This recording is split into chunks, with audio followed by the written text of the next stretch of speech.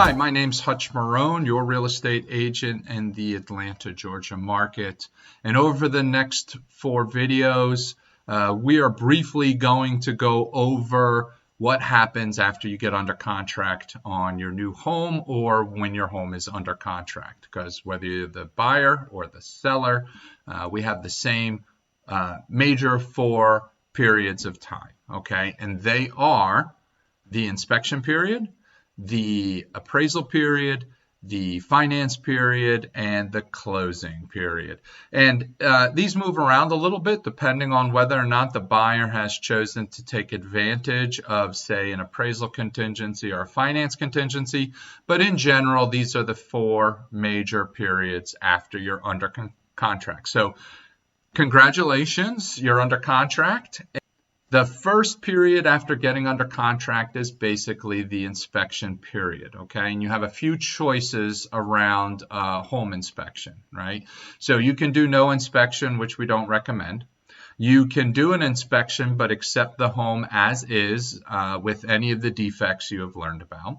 You can have a due diligence period, and you have a right to request repairs, which is in the state of Georgia is a separate document that basically says, I am going to do an inspection, but as long as we can work out things that come up on that inspection, I'm going to move forward with buying the home. The difference for due diligence is basically due diligence is a period of X number of days, the buyer's choice, right? The seller gets to negotiate that. They can ask for a different number of days, right? Something a little shorter maybe. But in this example, for a period of 10 days during due diligence, the buyer is going to be doing some inspections. However, regardless of what comes up on the inspection, even if nothing comes up, they can back out within that 10-day due diligence period and get their full earnest money returned, okay?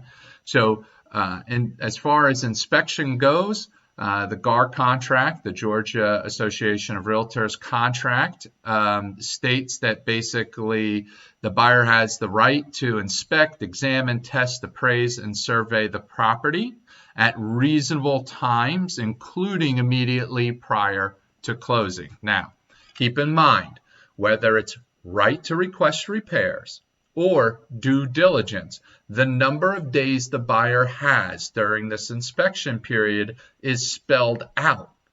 And if they back out during due diligence, they get their earnest money back.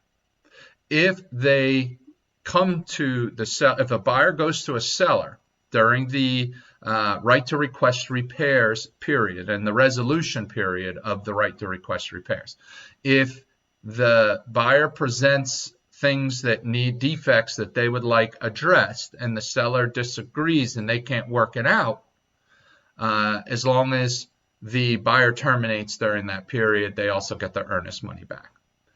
The buyer may, throughout the entire contract to close period, so you're under contract and 30 days later, let's say you're closing, during that entire period, the buyer may continue to inspect the home.